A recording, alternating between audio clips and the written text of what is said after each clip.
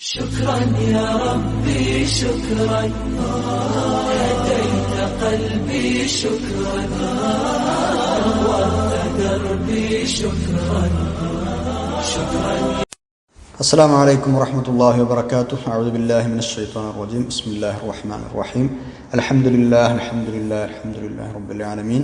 اللهم صل على سيدنا محمد وعلى آل سيدنا مولانا محمد. رب اشرح لي صدري ويسر لي أمري واحلل عقدة من لساني يفقهوا قولي.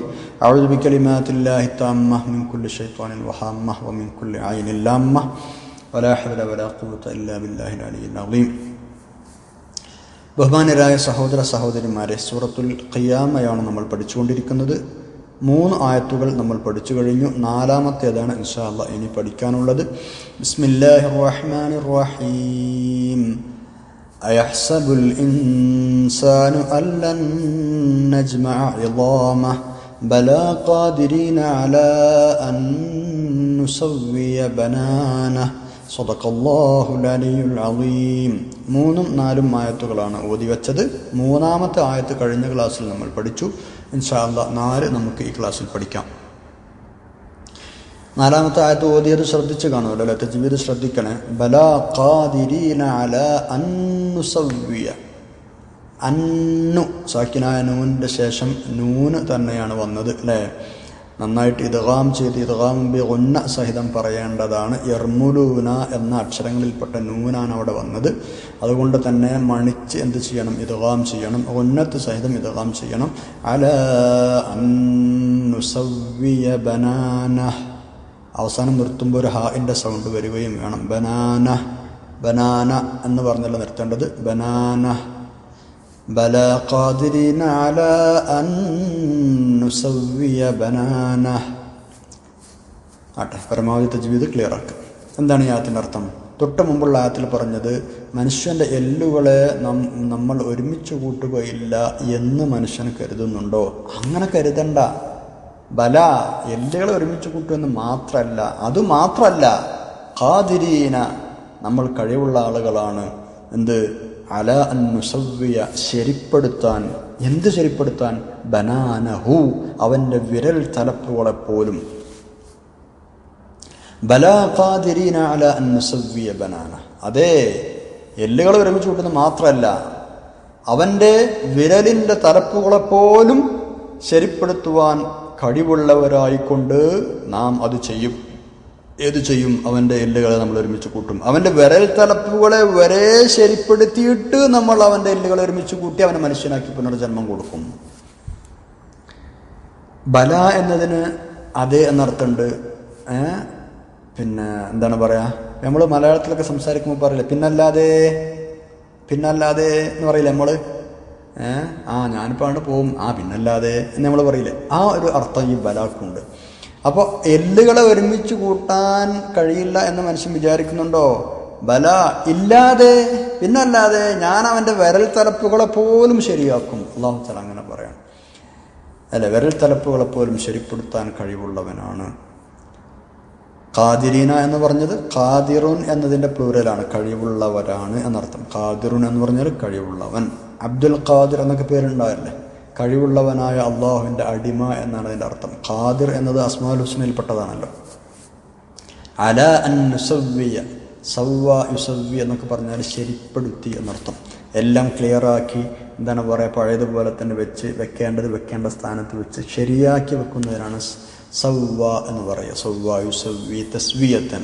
ബനാനഹു എന്ന് പറഞ്ഞാൽ പിന്നെ ബനാൻ എന്ന് പറഞ്ഞാൽ അത്റാഫുൽ അസ്വാബിഇ, വിരലിൻ്റെ തലപ്പുകൾ. വിരൽ തലപ്പുകൾക്കാണ് ബനാൻ എന്ന് പറയുക. അത് കയ്യിൻ്റെ വിരൽ തലപ്പുകളെയും പറയും, കാലിൻ്റെ വിരൽ തലപ്പുകൾക്കും പറയും. ബനാനഹു. ബനാന അതിൻ്റെ പിന്നെ എന്താണ് പറയുക, പ്ലൂരൽ ബനാനത്തുൻ എന്നാണ്. ഇതിൻ്റെ സിംഗുലർ ബനാനത്തുൻ എന്നാണ്. ബനാനത്തുൻ എന്നതിൻ്റെ പ്ലൂരലാണ്, ബഹുവചനമാണ് ബനാൻ, വിരൽ തലപ്പുകൾ. ബലാ ഖാദിരീന അലാ അൻ നുസവ്വിയ ബനാന, മനുഷ്യൻ്റെ വിരൽ തലപ്പുകൾ വരെ ശരിയാക്കാൻ കഴിവുള്ളവരാണ് നമ്മൾ. ഇവിടെ ഇതിന് 2-3 തഫ്സീറുകളുണ്ട്. ഒന്ന്, ആദ്യകാല തഫ്സീറുകൾ പ്രകാരം, അതായത് സയൻസ് പുരോഗമിക്കുന്നതിന് മുമ്പ് വിരൽ തലപ്പുകളിലെ രഹസ്യങ്ങൾ ഫിംഗർ പ്രിൻ്റ് അടക്കമുള്ള രഹസ്യങ്ങൾ കണ്ടുപിടിക്കുന്നതിന് മുമ്പ് ഇതിന് മുഫസ്സിരിങ്ങൾ എങ്ങനെയാണ് അർത്ഥം വെച്ചത്, അത് കണ്ടുപിടിച്ചതിന് ശേഷം എങ്ങനെയാണ് അർത്ഥം വെച്ചത്, ഇതൊക്കെ തഫ്സീറിൻ്റെ കിതാബുകളിൽ രേഖപ്പെട്ട് കിടക്കുന്നുണ്ട്. പ്രത്യേകിച്ച് ആധുനിക തഫ്സീറുകളിലൊക്കെ മോഡേൺ സയൻസ് വികാസം പ്രാപിച്ചതിന് ശേഷം ഇതിന് കുറച്ചുകൂടെ കൃത്യമായ വിവരണങ്ങൾ നൽകപ്പെട്ടിട്ടുണ്ട്. ഏതായാലും ആദ്യകാല തഫ്സീറുകൾ പ്രകാരം ഇതിനെ നമുക്ക് ഇങ്ങനെ വ്യാഖ്യാനിക്കാം: മനുഷ്യൻ്റെ വലിയ അസ്ഥികൾ മാത്രമല്ല, വിരൽ തലപ്പുകൾ പോലും, അഥവാ എത്ര ചെറിയ അംശവും, ഇപ്പോൾ വിരലുകളൊക്കെ താരതമ്യേന ചെറിയ എല്ലുകളാണല്ലോ വിരലുള്ളത്. നട്ടെല്ല്, മറ്റുള്ള കാല്, കൈയിൻ്റെ എല്ലുകളൊക്കെ സംബന്ധിച്ച് താരതമ്യം ചെയ്ത് നോക്കുമ്പോൾ വിരലുകളുടെ എല്ല് വളരെ ചെറിയ എല്ലുകളാണ്. ചെറിയ എല്ലുകളും കണിപ്പുകളുമാണ് വിരലുകളിലുള്ളത്. അപ്പോൾ ഈ ചെറിയ എല്ലുകളുള്ള കണിപ്പുകളുടെ വിരൽ തലപ്പുകൾ പോലും അതിൻ്റെ ശരിയായ സ്ഥാനങ്ങളിൽ വെച്ച് ശരിപ്പെടുത്തുവാൻ സർവശക്തനായ റബ്ബിന് തികച്ചും കഴിവുണ്ട്. നിങ്ങൾ പറഞ്ഞ പോലെ വലിയ എല്ലുകളൊക്കെ നുരുമ്പിയിട്ട് ഒരുമിച്ച് കൂട്ടിയിട്ട് മനുഷ്യനാക്കുമെന്നല്ല നിങ്ങൾ ചോദിച്ചത്. ആ വലിയ വലിയ എല്ലുകൾ മാത്രമല്ല, ചെറിയ എല്ലുകളുള്ള വിരൽ തലപ്പുകൾ പോലും ശരിപ്പെടുത്തി അതാത് സ്ഥാനത്ത് വെച്ച് വെക്കാൻ കഴിവുള്ളവനാണ് അല്ലാഹു തആല. അതാണ് ആദ്യകാല തഫ്സീറുകൾ പ്രകാരം ഇതിൻ്റെ ഒരു അർത്ഥം. ഈ നഖം, അതേപോലെ തന്നെ വിരലുകളുടെ എല്ലുകൾ വളരെ സൂക്ഷ്മമായ നാഡീഞരമ്പുകളൊക്കെ ഉള്ള സംഗതികളാണ് നമ്മുടെ എല്ലുകൾ. നമ്മുടെ വിരലുകൾ, മനുഷ്യൻ്റെ കയ്യിലെ വിരലുകൾ ഇഷ്ടം പോലെ ഏത് രൂപത്തിലും ചലിപ്പിക്കാനും മടക്കാനും നിവർത്താനും ചൂണ്ടാനും അല്ലേ, പിന്നെ ലൈക്ക് അടിക്കാനും ഡിസ്ലൈക്ക് അടിക്കാനും മറ്റെന്തൊക്കെയോ ചെയ്യാനും എന്തൊക്കെ ചെയ്യാനുള്ള സൗകര്യങ്ങളാണ് വിരലുകളിൽ അല്ലാഹു സംവിധാനിച്ചിട്ടുള്ളത്. അപ്പോൾ ഇതിനൊക്കെ സഹായിക്കുന്ന കണിപ്പുകൾ, ചെറിയ എല്ലുകൾ, നാഡി, മറ്റ് വ്യവസ്ഥകൾ, ഇതൊക്കെ പഴയ പോലെ കൃത്യമായി ആദ്യം എങ്ങനെയാണ് ഉണ്ടായിരുന്നത് അങ്ങനെ തന്നെ കൊണ്ടുവരാൻ ഖാലിഖായ റബ്ബിന് കഴിയും. അപ്പോൾ അത് കഴിയുമെങ്കിൽ പിന്നെ വലിയ എന്താ പറയുക, എല്ലുകളെ ഒരുമിച്ച് കൂട്ടാനാണോ പണി? അത് ബിൽ ഔല എന്തായാലും കഴിയേണ്ടതല്ലേ. ഇമാം ഖുർത്തുബി തങ്ങൾ ഇങ്ങനെയാണ് ഇതിന് തഫ്സീർ ചെയ്തത്. വേറെ ഒരു അഭിപ്രായം ഇമാം ഇബ്നു അബ്ബാസ് റഹ്മത്തുള്ളാഹി അലൈഹിമ, അതേപോലെ തന്നെ മുഫസ്സിരീങ്ങളിൽപ്പെട്ട വേറെ ഒരു വലിയ പക്ഷം ആളുകൾ ഇതിനെ വ്യാഖ്യാനിച്ചത് എങ്ങനെയാണെന്നറിയോ? അലാ അൻ നുസവ്വിയ ബനാന എന്നതിന്, അതായത് മനുഷ്യൻ്റെ വിരലുകളെ പിന്നെ എന്താ പറയുക, ഈ ഒട്ടകങ്ങളുടെ അതല്ലെങ്കിൽ കഴുതകളുടെ അതല്ലെങ്കിൽ മറ്റുള്ള ജീവികളുടെ ഒക്കെ കാൽവിരലുകൾ പോലെ കൈവിരലുകൾ പോലെ പരത്താൻ പറ്റാതെയാക്കാനും അള്ളാഹുവിന് കഴിയുമല്ലോ. പക്ഷെ നിങ്ങൾക്ക് ഒക്കെ കൃത്യമായി ഓരോ വിരലും വേർതിരിച്ച് ഒട്ടിപ്പിടിക്കാതെ ഓരോ വിരലും ഇഷ്ടത്തിനനുസരിച്ച് ചലിപ്പിക്കാൻ അല്ലാഹു തആല പിന്നെന്താണ് പറയുക, കഴിവ് തന്നിട്ടില്ലേ? അപ്പം അങ്ങനെയൊക്കെ കഴിവ് തന്ന റബ്ബിന് വലിയ എല്ലുകൾ ഒരുമിച്ച് കൂട്ടാൻ എന്താണ് പ്രയാസം? മനസ്സിലായോ നമുക്ക്? ഈ കോഴികളുടെ കാല്, താറാവുകളുടേത്, അതിന് മറ്റു ജന്തുജീവിജാലങ്ങളുടേതൊക്കെ കാലുകളും കൈകളും ഒക്കെ നഖങ്ങൾ നിങ്ങൾ നോക്കിയിട്ടുണ്ടോ? അത് കൂടിയിട്ടായിരിക്കും, ഒട്ടിപ്പിടിച്ചിട്ടായിരിക്കും. അവറ്റങ്ങൾക്കത് ഓരോന്നും ഇളക്കാൻ കഴിയില്ല. പക്ഷെ മനുഷ്യൻ അങ്ങനെയല്ല, എല്ലാം വേറെ വേറെയാക്കി ഓരോ വിരലും നമുക്ക് ഇളക്കാൻ കഴിയും. അത് നമുക്ക് പിന്നെ നിവർത്താം, പിടിക്കാം, ചുരുട്ടാം, മടക്കാം, ഇങ്ങനെയൊക്കെ ചെയ്യാം. ഇത് ഭൂമിയിൽ മനുഷ്യന് മാത്രമേ അല്ലാഹു തആല അങ്ങനെ എന്താണ് പറയുക, മനുഷ്യനാണ് പ്രധാനമായി ഇത്തരം സൗകര്യങ്ങൾ ചെയ്തു കൊടുത്തിട്ടുള്ളത്. അപ്പോൾ അതൊക്കെ അങ്ങനെയൊക്കെ ശരിപ്പെടുത്താനും കഴിയുന്ന റബ്ബിന് എല്ലുകളെ ഒരുമിച്ച് കൂട്ടാൻ കഴിയുകയില്ല, അങ്ങനെ ഒരു പുനർജന്മം കൊടുക്കാൻ കഴിയില്ല എന്ന് നിങ്ങൾ മനസ്സിലാക്കുന്നുണ്ടോ എന്ന് മറ്റൊരു തഫ്സീർ. ഏതായാലും പിൽക്കാല തഫ്സീറുകൾ പ്രകാരം, അതായത് ആധുനിക തഫ്സീറുകൾ പ്രകാരം, നേരത്തെ പറഞ്ഞതുപോലെ മോഡേൺ സയൻസ് വിരൽ തലപ്പുകളിൽ രഹസ്യങ്ങൾ കണ്ടുപിടിച്ചതിന് ശേഷമുള്ള തഫ്സീറുകൾ പ്രകാരം ഇതിൻ്റെ അർത്ഥം എന്താണ്? മനുഷ്യൻ്റെ വലിയ അസ്ഥികൾ മാത്രമല്ല, വിരൽ തലപ്പത്തുള്ള അടയാളങ്ങൾ വരെ അതേപോലെ സെയിം ഷേപ്പിൽ സെയിം അടയാളങ്ങളായിട്ട് പുനർജന്മ സമയത്ത് കൊണ്ടുവരാൻ കഴിവുള്ളവനാണ് അല്ലാഹു തആല. എന്നിട്ടല്ലേ വലിയ വലിയ എല്ലുകൾ.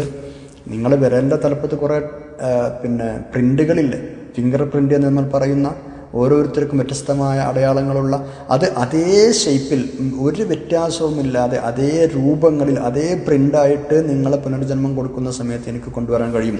വിരൽ തലപ്പുകളിലുള്ള എന്താണ് പറയുക, അടയാളങ്ങൾ വരെ സെയിം ആക്കി എനിക്ക് നിങ്ങളെ പുനർജന്മം നൽകുന്ന സമയത്ത് കൊണ്ടുവരാൻ കഴിയും. എന്നിട്ടല്ലേ വലിയ എല്ലുകൾ? അല്ലാഹു തആല അതാണ് ചോദിക്കുന്നത്. അപ്പോൾ 3 അഭിപ്രായങ്ങളാണ് നമ്മൾ ഇതിൻ്റെ തഫ്സീറിൽ പഠിച്ചത്. ഇവിടെ മുഹദ്ദിസീങ്ങളായ എന്ന് പറഞ്ഞാൽ ആധുനിക തഫ്സീർ എഴുതിയ പണ്ഡിതന്മാരൊക്കെ ഈ വിഷയം കൃത്യമായി ഇങ്ങനെ തന്നെ രേഖപ്പെടുത്തിയിട്ടുണ്ട്. കാലുകളിലെയും കൈകളിലെയും വിരലുകൾ തലപ്പത്തുള്ള പ്രത്യേകമായ പ്രിൻ്റുകളാണ്, അടയാളങ്ങളാണ് അല്ലാഹു തആല ഇവിടെ ഉദ്ദേശിച്ചത്. അത് പരിശുദ്ധ ഖുർആൻ്റെ ഒരു മുഅ്ജിസത്താണത്. പരിശുദ്ധ ഖുർആൻ ഓരോ കാലങ്ങളിലും എങ്ങനെയാണോ അങ്ങനെ ആ കാലഘട്ടത്തിലുള്ള ആളുകൾക്ക് മനസ്സിലാക്കാൻ കഴിയുമെന്നാണ്. ഇതൊന്നും ഇപ്പോൾ സഹാബത്തിൻ്റെ കാലത്ത് അല്ലെങ്കിൽ നബി സല്ലല്ലാഹു അലൈഹി വസല്ലം തങ്ങളുടെ കാലത്ത് റളിയല്ലാഹു അൻഹു കണ്ടുപിടിക്കപ്പെട്ട വിഷയമല്ലല്ലോ. അപ്പോൾ ഓരോരുത്തർക്കും അവരുടെ കാലത്ത് ഖുർആൻ അവരവരുടെ കാലത്തിന് അനുസൃതമായി മനസ്സിലാക്കാൻ കഴിയും എന്ന്. അതാണ് പരിശുദ്ധ ഖുർആൻ്റെ ഒരു കഴിവ്. അന്ന് അത് അവരങ്ങനെ മനസ്സിലാക്കി, പിന്നെ ഇങ്ങനെ മനസ്സിലാക്കി. ഇപ്പോൾ 19-ാം നൂറ്റാണ്ടിന് ശേഷം നമ്മളതിനെ ഇങ്ങനെ മനസ്സിലാക്കുന്നു. ഇങ്ങനെയൊക്കെയാണ് പരിശുദ്ധ ഖുർആനിൻ്റെ ആയത്തുകൾ. ഇനിയും ഇത് ഇൻഷാ അല്ലാഹ് ഇത് ഇനിയും പിന്നെ ഇതിനെക്കുറിച്ചുള്ള പഠനങ്ങൾ നടന്നുകൊണ്ടിരിക്കുകയാണ്. ഇനി അടുത്തൊരു തലമുറ ഒരു 100 വർഷങ്ങൾക്ക് ശേഷം അല്ലെങ്കിൽ അതിനുള്ളിൽ തന്നെ മറ്റൊരു രൂപത്തിലായിരിക്കും ഈ ആയത്തിനെ ഇവിടെ വിശദീകരിക്കപ്പെടുക. യാ അല്ലാഹ്. അപ്പോഴൊന്നും നേരത്തെ പറഞ്ഞ അഭിപ്രായങ്ങൾ പോയിട്ടില്ല. അതൊക്കെ അവിടെ തന്നെ ഉണ്ട്. അഭിപ്രായങ്ങളൊക്കെ എപ്പോഴും സൂട്ടല്ലേ? ഇബ്നു അബ്ബാസ് തങ്ങൾ പറഞ്ഞതും മറ്റുള്ള മുഫസ്സിരീങ്ങൾ പറഞ്ഞതൊക്കെ എപ്പോഴും സൂട്ടല്ലേ?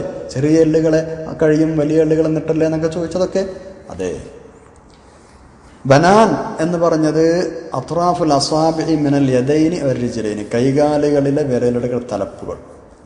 ഇതാണ് ആട്ടെ. അല്ലാഹു തആല ആ മുശ്രിക്കീങ്ങൾക്ക് എത്ര സൂക്ഷ്മമായ കാര്യങ്ങൾ വെച്ചാണ് മറുപടി കൊടുക്കുന്നത് നിങ്ങൾ ശ്രദ്ധിക്കണം. സുബ്ഹാനല്ലാഹ്. ഇവിടെ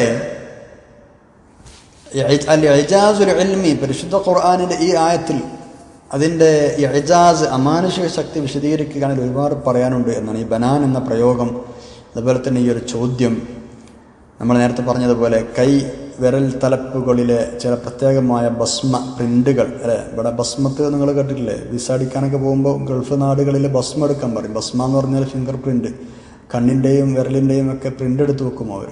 അതിൽ വിരലിൻ്റെ പ്രിൻ്റ് ഓരോരുത്തരും എടുത്ത് വെക്കാൻ കാരണം എന്താ? ഓരോരുത്തർക്കും ഓരോന്നേ കാരണം സൂക്ഷ്മമായ വ്യത്യാസം ഉണ്ടാവും. ഒരിക്കലും ഒരാൾ പ്രിൻ്റ് മറ്റൊരാൾക്ക് ഉണ്ടാവില്ല എന്നുള്ളതാണ്. സുബ്ഹാനല്ലാഹ്. ഒരിക്കലും ഉണ്ടാവില്ല.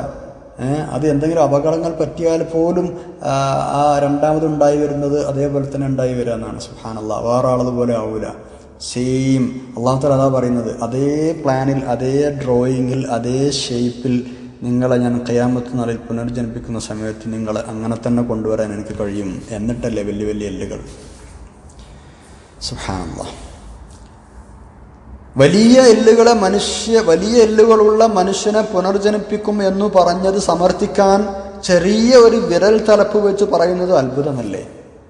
നമ്മളാലോചിച്ചോ. അത് വലിയ എല്ലുകളുള്ള മനുഷ്യനെ പുനർജന്മിക്കാൻ അല്ലാഹു തആല പറഞ്ഞെന്താ? എനിക്കതിന് കഴിയുമെന്ന് പറഞ്ഞ് സമർത്ഥിക്കുന്നത് ചെറിയ വിരൽ തലപ്പ് വെച്ച് അത് പറയണം. ആ വിരലിൻ്റെ തലപ്പത്തുള്ള അത്ഭുതങ്ങൾ ഉൾപ്പെടുത്തിയിട്ട് അല്ലാഹു തആല പറയാം, അതുവരെ ശരിയാക്കി തരാൻ എനിക്ക് കഴിയുമെന്ന്. സുബ്ഹാനല്ലാഹ്. വളരെ ചെറിയൊരു ഭാഗമാണ് മനുഷ്യൻ്റെ ശരീരത്തിൽ. വിരൽ തലപ്പ് എന്ന് പറഞ്ഞാൽ വളരെ ചെറിയ ഭാഗമാണ്, അതേസമയം വളരെ സെൻസിറ്റീവായ ഭാഗമാണ്. വിരലിൻ്റെ തലപ്പ് കൊണ്ടല്ലേ നമ്മൾ പല കാര്യങ്ങളും തൊട്ട് നോക്കൽ, മനസ്സിലാക്കൽ, അല്ലേ, ചൂടറിയൽ, മറ്റുള്ള ഒരുപാട് കാര്യങ്ങൾ വിരൽ തലപ്പ് കൊണ്ട് നമ്മൾ ചെയ്യുന്നുണ്ട്. ഒരുപാട് ഫങ്ഷൻസ് ആ ഭാഗത്തിനുണ്ട്. ചെറിയൊരു ഭാഗമാണ്. 19-ാം നൂറ്റാണ്ട് വരെ ഇതിനെക്കുറിച്ച് ആളുകൾക്ക് വല്ലാതെ അറിഞ്ഞിരുന്നില്ല എന്നാണ്. 19-ാം നൂറ്റാണ്ടോടെയാണ് ഏകദേശം ഈ ബനാനിനുള്ള, അതായത് വിരൽ തലപ്പിലുള്ള രഹസ്യങ്ങൾ ശാസ്ത്ര സാങ്കേതിക വിദ്യയുടെ സഹായത്തോടു കൂടെ പുറത്തേക്കെത്തിയത്. ഇൻഷാ അല്ലാഹ് അത് സംബന്ധമായിട്ട് നമുക്ക് കുറച്ച് കൂടുതൽ പറയാം അടുത്ത ക്ലാസ്സിലാവട്ടെ. അല്ലാഹു തആല സഹായിക്കട്ടെ. ആമീൻ. സുബ്ഹാനകല്ലാഹുമ്മ ബിഹംദിക അഷ്ഹദു അൻ ലാ ഇലാഹ ഇല്ല അൻത അസ്തഗ്ഫിറുക വഅതൂബു ഇലൈക്. അസ്സലാമു അലൈക്കും വറഹ്മത്തുള്ളാഹി വബറകാതുഹു.